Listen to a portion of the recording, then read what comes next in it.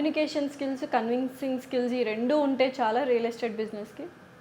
ఈ రెండు ఉండాలి. దాంతోపాటు ఏంటంటే మనం కస్టమర్లతో మాట్లాడే విధానం కావచ్చు, లిజనింగ్ స్కిల్స్ కావచ్చు, చాలా ఉంటాయి దీంట్లో. అంటే నేను మీకు బేసిక్ ఒకటి చెప్పిన, కమ్యూనికేషన్ అంటే ఓన్లీ మాట్లాడడం ఒకటే కాదు, అన్నిటికంటే పెద్ద స్కిల్ వినడం.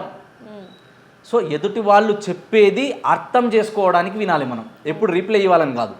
సో అది అర్థమయ్యే విధంగా వాళ్ళ రిక్వైర్మెంట్ ఏముంది తెలుసుకొని, వాళ్ళకి ఎలాంటి ప్రోడక్ట్ సెలెక్ట్ చేస్తే మనకు బాగుంటుంది, వాళ్ళకి ఎలాంటిది ఇప్పిస్తే వాళ్ళకి సూట్ అవుతుంది, వాళ్ళ బడ్జెట్ ఏంటి, వాళ్ళ రిక్వైర్మెంట్ ఏంటి, సో ఎలాంటి దాంట్లో వీల్ ఫిట్ అవుతారు, ఇవన్నీ కూడా మనం వాళ్ళకి కన్విన్స్ చేయగలగాలి, వాళ్ళకి ఎడ్యుకేట్ చేయగలగాలంటే బేసిక్ నాలెడ్జ్ అనేది మనకు ఉండాలి. సో కమ్యూనికేషన్ ఉండొచ్చు, సెల్లింగ్ ఉండొచ్చు, నెగోషియేషన్, ఇంకా చాలా ఉంటాయి దీంట్లో. సో ఇవన్నీ కూడా మనం నేర్చుకోగలిగితే మనం గ్రోత్ అవుతాం. అండ్ ఇంకోటి ఏంటంటే చాలామంది చేసే ఇంకో బ్లండర్ మిస్టేక్ ఏంటంటే అన్నీ నేర్చుకున్నాక అప్పుడు ఇంప్లిమెంట్ చేస్తా, అప్పుడు స్టార్ట్ చేస్తా.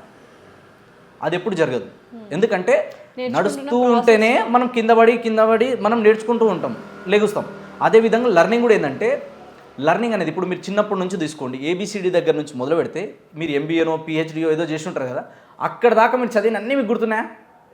మనిషికి ఏదన్నా ఒక టాపిక్ తీసుకుంటే మహా అయితే 48 అవర్స్, ఆ తర్వాత మెల్లిమెల్లిగా ఎవాపరేట్ అయిపోతుంది అది.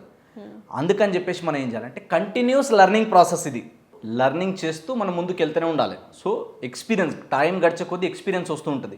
సో ఒక్కొక్క కస్టమర్ నుంచి ఒక్కొక్క రకమైన లెర్నింగ్ వస్తుంది మనకి. సో అవన్నీ మనం నేర్చుకుంటూ రెగ్యులర్గా నేర్చుకుంటూ ఉండాలి. Life is all about learning అంతే. ఎప్పుడు నిత్య విద్యార్థిగా ఉండాలి. నేను నేర్చుకున్నా, నాకు అంత వచ్చు, నేనే రైట్ అనే యాటిట్యూడ్లో మనం ఉంటే కనుక నెక్స్ట్ లెవెల్కి ఎదగలేము.